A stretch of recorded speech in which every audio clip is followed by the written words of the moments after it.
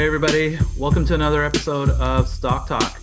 My name is Amin Reina and I'm an investment coach and founder of Sage Investors. And as an investment coach, I teach people and engage with people on how to make more successful investment decisions, buying and selling stocks and ETFs so that improve people's chances of achieving some level of financial freedom in their lives and achieve it with confidence. So today, this is take 35, and today I want to talk about an article that came out in The Economist that I think is sorely needed. We needed to kind of hear this again. The article is called "Who Are the World's Best Investors?" And you might think right now that the people that are kind of figured out this investing thing are people that you might find on your TikTok or your Instagram or somebody on business media making their prognostications, or people that are like doing what I'm doing, sitting here talking on a podcast and babbling about a bunch of stuff. That seems to be the where the oxygen is kind of getting sucked in uh, when it comes to investing now. And the fact of the matter is, this article says really no, those aren't the areas we really want to look towards when we're trying to frame investment decisions. The people we need to look towards are the people that have always been there. And these are essentially the companies, the businesses that are day in, day out making investment decisions, trying to figure out what things people, companies, and society wants and try to provide those to them and try to, in the process, take that scarce capital they've been given by either creditors or investors, sharehold equity investors, and using that capital to create those products and services that we need. That's what the gist of the piece was, and I thought it was quite refreshing and quite necessary to hear that. And so I want to talk a little bit about this article because it's not just a bunch of stuff. It points to a lot of tangible information, tangible data, truth. Wow, truth, the concept there. And I think how it's really timely that as investors, it's always important to reframe ourselves and anchor ourselves to core investing principles, core investing ideologies, and that it's the foundation of how I teach as an investment coach, how I teach people to make investment decisions, and it's really driven about how I've designed my courses and how I educate people on making investment decisions. And so, for those of you who've taken some of my courses, or those who don't know, I have in my everyday investing program, the first module I talk about before I even get into numbers and figuring out companies and stuff like that is just understanding the principles of capitalism, principles of how companies create wealth. And in the first module, and I feel it's so important that to talk about it, that it's the first thing I talk about it, because to me, it's the foundational piece. And in that module, I get into it. I'm not going to get into the whole thing, but just the principles around it, which is capital is scarce. People are scarce. Money is scarce. That's the lifeblood of how a company operates. And because of the scarceness of capital, we have to make very thoughtful and careful decisions on how we want to manage it. And ultimately, it's about allocating capital to products and services that people want. And hopefully, in the process, in the operational process of doing that, generate high returns on capital that cover, at the very least, the company's cost of capital. And to me, that is the core ideology. That's my core investing ideology and how I frame, how I make decisions. It revolves around these guiding principles. And, does that mean all companies do that? All companies make good investment decisions? No, absolutely not. And that's the beauty, and that's the human aspect of investing, is that not everybody's good at it. And not all companies are good at it. Not all money managers are good at it.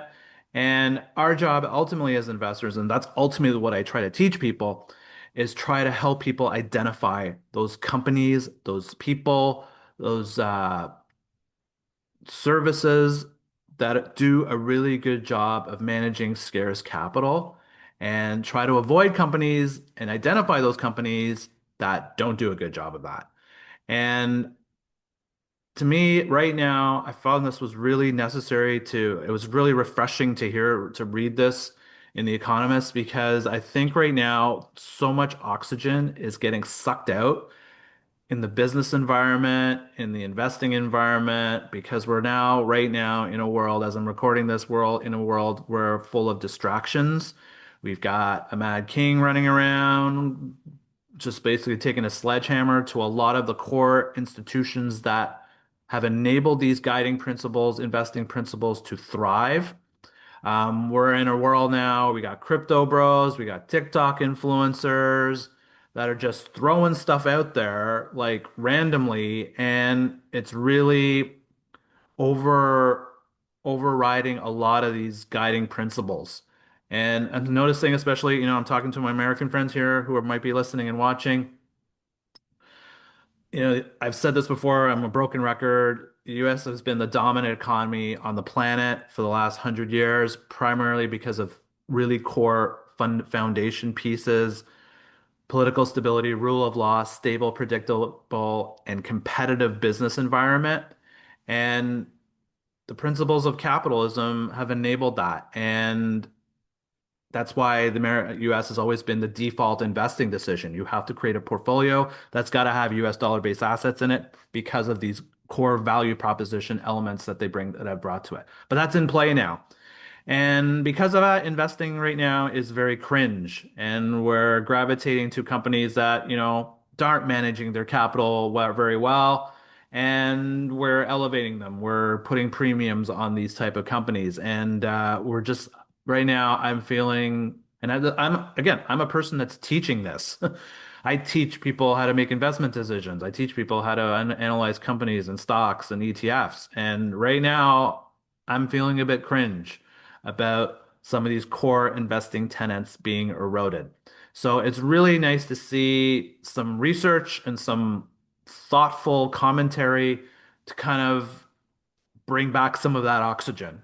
And what the article was telling pretty much lays out there is that these core tenets that drive capitalism, that drive how companies create wealth are still very much irrelevant, very much relevant.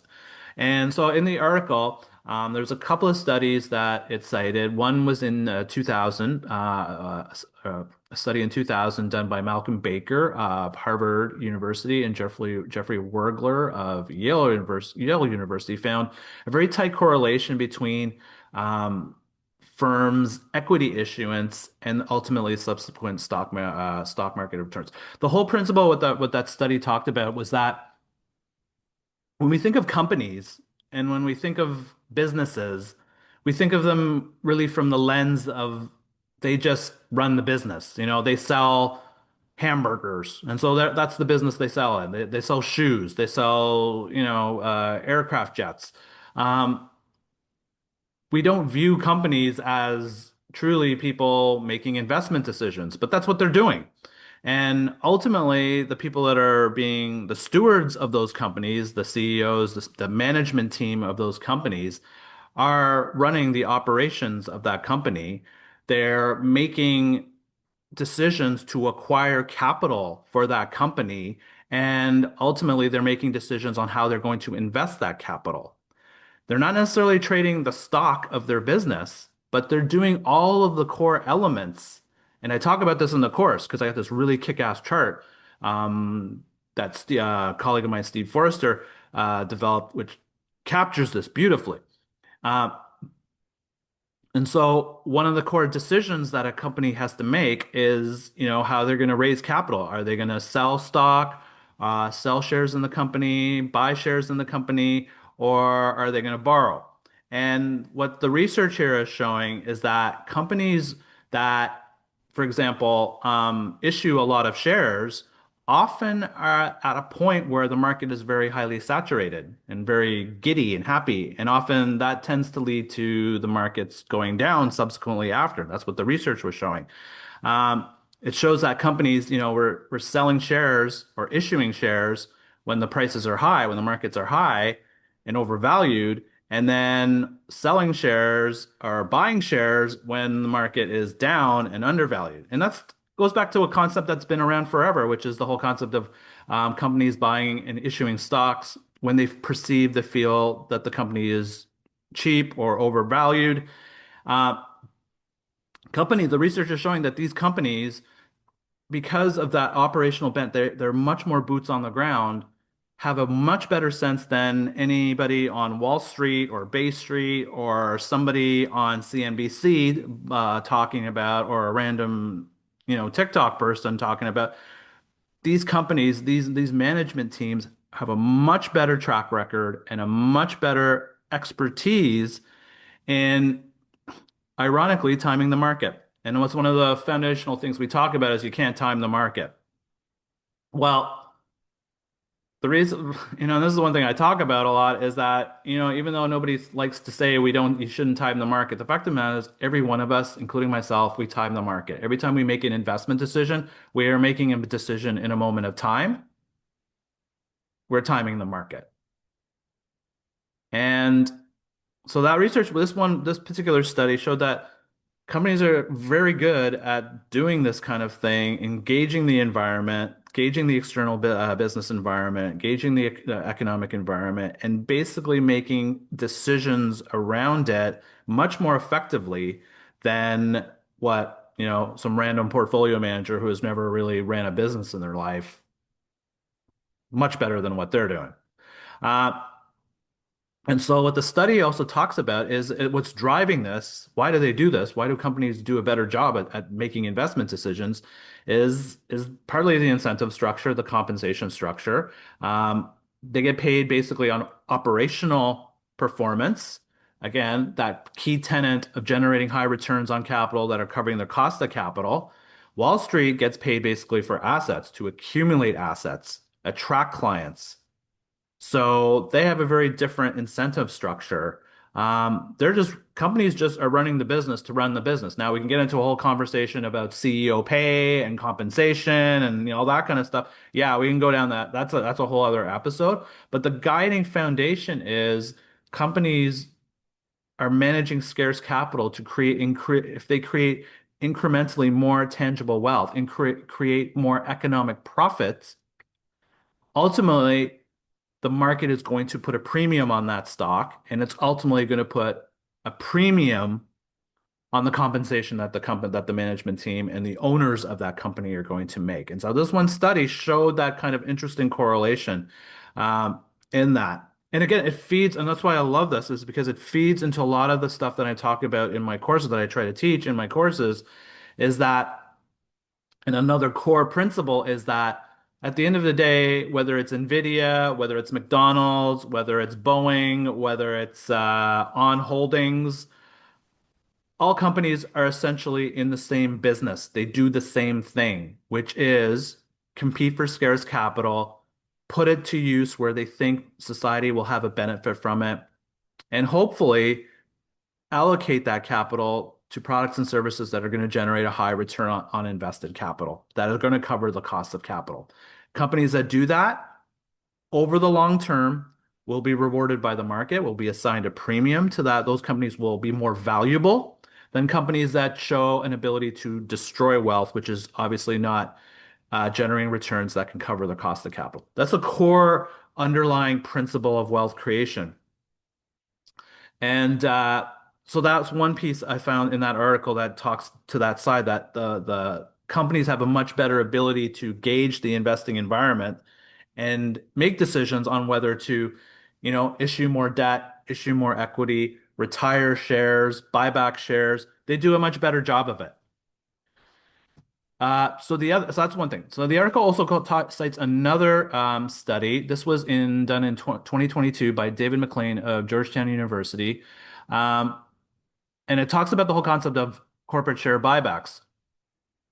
And his study basically said that corporate share sales and buybacks forecast future returns much more accurately than the trades of banks, hedge funds, mutual funds, and wealth managers.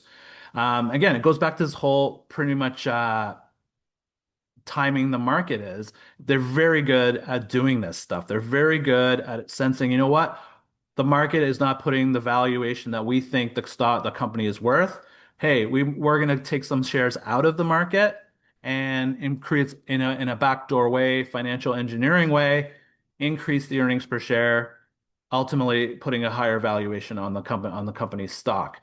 Um, so it gets into that side. And again, this is not new groundbreaking stuff. This is fundamental behaviors, fundamental value propositions that have been exist in existence. And so again, going back to why I think this is so critical is I think we're losing this. We're getting away from these core principles and we're focusing on principles that are not necessarily capitalistic, but in a way more communist level, socialist level, more um, that kind of stuff. We're getting into that kind of business environment, and we've seen how that movie ends. It's not great. Uh, and that's my fear right now is these kind of communisty kind of flavory kind of decision making and allocation of capital is inefficient and ultimately leads to greater wealth destruction. And ultimately, from a society perspective, that's not great. So that's one other element of it. The article also talks about this other advantage of what makes companies better at making investment decisions than Wall Street or, random social media dude is the ability of a company to pivot, to recognize changes in the environment and really move on it. And they will see, it's almost like seeing the puck, seeing where the puck is going to go and going to that spot. And or seeing where the ball, where the basketball is going to go and go to that spot ahead of where everybody else is seeing. It's having that extra sense. And it's only because the fact of the matter is companies are they're on the ground. They're operational. They are communicating. They are interacting with all kinds of different types of stakeholders in the internal environment as well as the external environment. And I talk about understanding these players and these data points in my courses, uh, much better than a Wall Street portfolio manager. And now, yes, a company, a CEO, has a board of directors, and if there's a strategic decision that is being made by the company, it has to be, go through the board of directors. They have to provide that governance and oversight to the company in terms of strategy and ideology and provide that sober second thought. But once that's in alignment, that management team pretty much is released and said, go, make it happen. You know, the company, the main constituent for a manager, for the CEO, for the leadership or management team is obviously the board of directors, but it's ultimately the shareholders, right?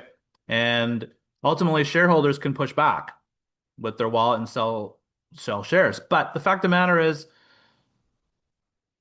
you can't really do it. It's not as damaging to the company in that sense because it's not going to impair a company's ability to execute its strategy. Yeah, a bunch of portfolio managers could start selling the stock or shorting the stock, but that's not going to impair a company's ability to execute a marketing strategy or impair its ability to execute a buyout of another company. They want to go do it, they can do it. And so a really good example of this. Now, going back, actually, I'll give you the example. So that's companies where how that they have that advantage to pivot much more efficiently than Wall Street. Wall Street, on the other hand, portfolio managers are very shackled in terms of how they can't pivot as much because if you're running if you're managing the S&P 500, value fund, you're restricted to covering companies in that S&P 500 fund. You can't cover a company in Europe, like right now, your international stock. You can't cover a company in Japan or China. You're restricted. And it's harder. And the other side of it too, so there's a lot of regulatory and internal regulatory constraints that prevent a portfolio manager from pivoting to different types of asset classes or different types of stocks, what have you. The other side too is their client base. They're managing a pool of other people's money. So if they're not doing a good job managing that other people's money, the other people can just press the sell button and be out of it. And all of a sudden that company is in deep financial business trouble and probably not going to survive. Companies have a little bit more flexibility in doing that. And the fact of the matter is, what we're seeing, and so to give you a real-time example of how companies are just can get ahead of things much more efficiently and make capital decisions much more effectively, and ultimately make more successful investment decisions more effectively, it's just what we've seen with all this tariff stuff. Since the election, Wall Street's pretty much been covering their ears to all this tariff stuff. Yeah, it's not going to happen. It's not going to happen. We're going to focus on other stuff, the deregulation. They literally covered their ears up on all of this. Meanwhile, companies were looking at all this and say, hey, we have to risk manage this. And so what did we start seeing doing was that capital companies were making investment decisions to create additional product, to buy additional materials, increase their inventories before anticipating that prices might go up in the future, in the near future. So companies were looking at the things on the ground and saying, this isn't good. The stuff we need to make our products and services are going to go up 20, 30, 120%. Let's get more product in now at a lower cost point that we can sell down the road and at least keep our margins stable. And that's also what all companies did. They stacked up on their inventory. But again, they did that because they looked at the environment, they assessed the environment, the potential negative implications of tariffs, the inflationary impacts of tariffs, and they said we have to cover ourselves, we have to hedge ourselves on that. Wall Street didn't even, and so when April 2nd came, it was like the shock. Oh, what do you mean? What do you mean 20% increase in tariffs? Wall Street walking around all shocked and everything. Well, all the companies that Wall Street covers have been kind of pounding the table saying this is stupid. And even though they said it's stupid, we have to live with it. And so what did they do? They went proactively increased their inventories, increased their purchasing. And B, which is the other element that is also just as impactful, is they held back their investment decisions. The things they wanted to allocate their capital to in the future, they saw the environment saying, I can't make a decision if the Mad King is going to go on Twitter or whatever and start trash talking my company or trash talking our industry or just randomly changing tariff rates every 20 minutes. I can't make an investment decision on that. The companies out there were the first people to say this is crazy. Unfortunately, they didn't were very vocal on it because, again, they didn't want to get the wrath of the Mad King, the Eye of Sauron, which is sad. And this is what concerns me as an investor when I'm looking at putting my money to work in US dollar-based assets. When you're having these principles that I'm talking about of capitalism, of how investment decisions are being made in the US, and they're not being made very efficiently now, or they're being forced to not be made efficiently. And now we have a Mad King talking about replacing the chair of the Federal Reserve with one of his own cronies so he can do his bidding, is again not a core investing principle that I want to see as an investor. So I really found this article and really brought out these two core elements that I wanted to talk about. And that's what I just wanted to reinforce this to you because it was just a necessary thing we needed to hear. I think it's a necessary thing we need to hear to re-anchor ourselves on terms of how we make investment decisions Because right now it's getting very clouded and there's a lot of oxygen getting sucked out by a lot of things that are not very efficient and run counter to investing principles that have been very lucrative and have led to an incredible amount of wealth creation, not just in the United States, but just around the world.